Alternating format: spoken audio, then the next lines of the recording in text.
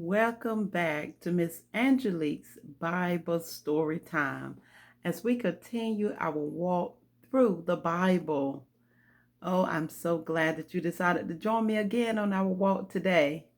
Yesterday, we met Noah, who built that big ship, that ark. And when we left walking yesterday, Noah, his wife, his three sons, and their wives, and all of the animals were on the ark because God sent the great flood and it was raining. And so today, as we continue our walk through the Bible, we're on that ark. We're in that flood. And I know it might seem a little scary and with all the animals and the rain and the water. But remember what we always say, wherever you go in this world, whoever you meet, God is always with you. And if you have Jesus in your heart, he's right there and all is well. So Noah, his family, his wife, his sons, their wives, and all of these animals, they're on this boat, this ark, and it's raining. And the Bible says the windows of heaven are open and the water is coming out. And the fountains of the deep, that means in the oceans, the fountains are open and they're flowing water. So it's so much water and the mountains are covered. Remember, we talked about that? Even the tallest mountains are covered by water. And this water, it rained, and the water came for 150 days. That's a lot of water. The entire earth, everything on the earth, it was gone. Everything that breathed, it was gone. Those things that lived in the ocean, they were still living. Those things that lived in the sea, all of those sea creatures, they're still living. But everything, every bird, every butterfly, everything was gone off the face of the earth because of all of that water. So Noah and his family, they're in the ark, and 150 days passed, and then God told the rain to stop. He told the fountains to stop flowing, and the water stopped, but it was still a lot of water. But then the water began to go down. It began to recede and go down, and little by little, the water was going down, and the ark, it rested on the top of a mountain, on Mount Ararat. So the ark is resting, but it's still a lot of water on the earth.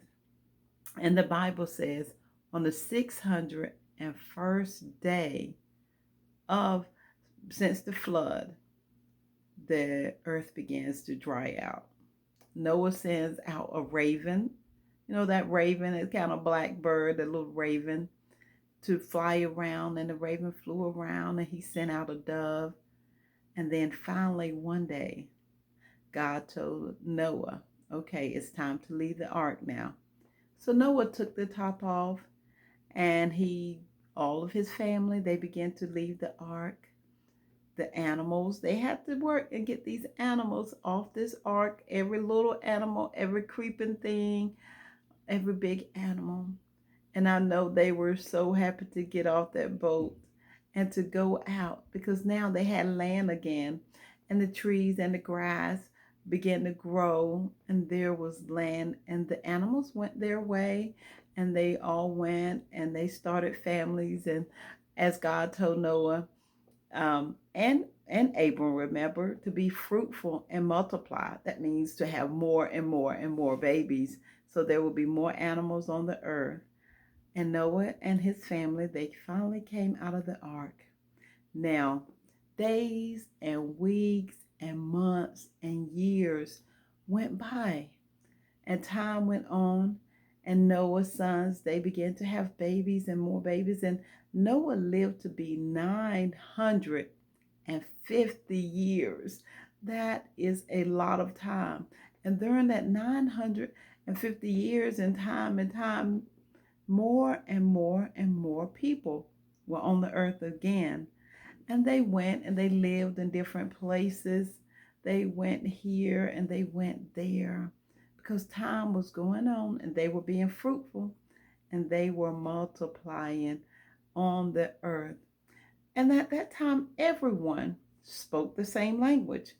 Not like now, we have so many different kinds of languages and so many different people that look differently from different parts of the world. But at that time, the people may have looked a little different from each other. Some were lighter, some were darker, maybe.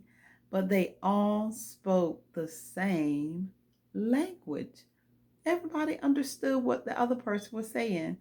And so they thought, we're going to build a city. We're going to build a tower all the way to heaven. That is super tall. And so they began to work.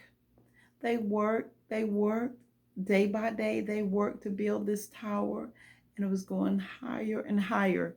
And the Bible said God saw them working and trying to build a tower to heaven. And God said, let us go down. And we're going to confuse their language. We're going to make them so they can't understand what each other is saying, because they're trying to build a tower to heaven, and that is not good. So the Lord went down and he confused their language. And that where they were once understanding what each other was saying, now when one would talk, the other one wouldn't understand. And when that one would talk, they couldn't understand each other. So now you had these group of people over here, they could understand each other, but they couldn't understand that group over there, and they couldn't understand them. And so they stopped building the ark because they couldn't work to understand what each other was saying to make this ark go all the way to heaven like they planned.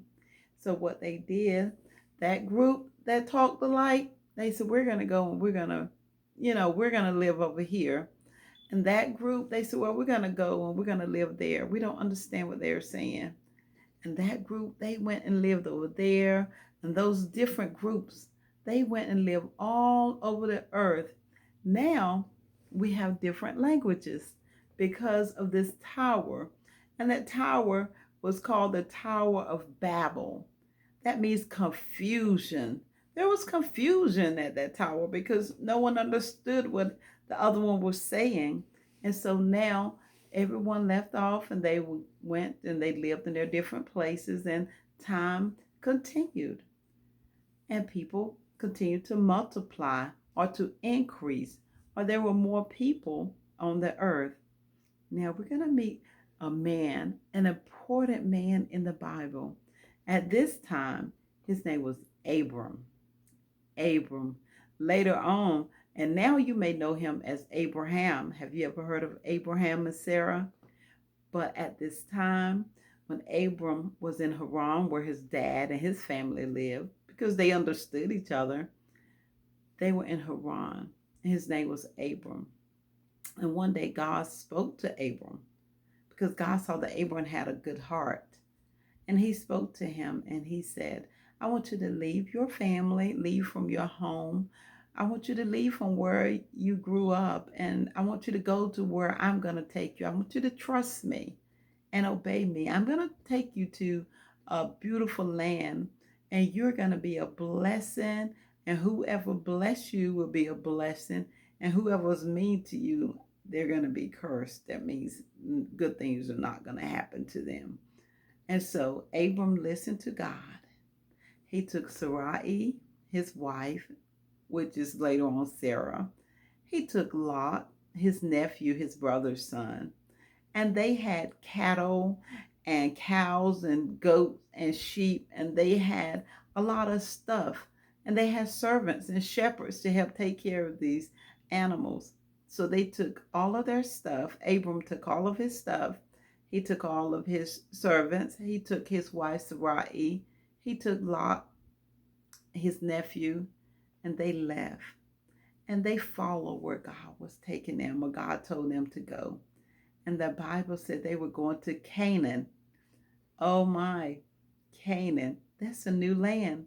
We've traveled a lot since we began in the Bible. But guess what? We're still in that first book of Genesis. The Bible is such an interesting book. There are so many stories and so many people in the Bible. And we met Noah. Well, we knew Noah. We continue with Noah.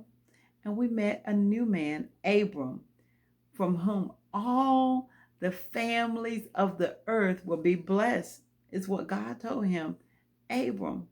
And we're going to continue our journey on tomorrow with Abram, Sarai, Lot, and to see what interesting things they got to come in contact with. Who did they meet? Was their trip a good trip? Did Abram listen to God and go where God told him to go? Did they meet some interesting people? We're going to find out tomorrow as we continue our journey through the Bible. Thank you for joining me today. Have a blessed day.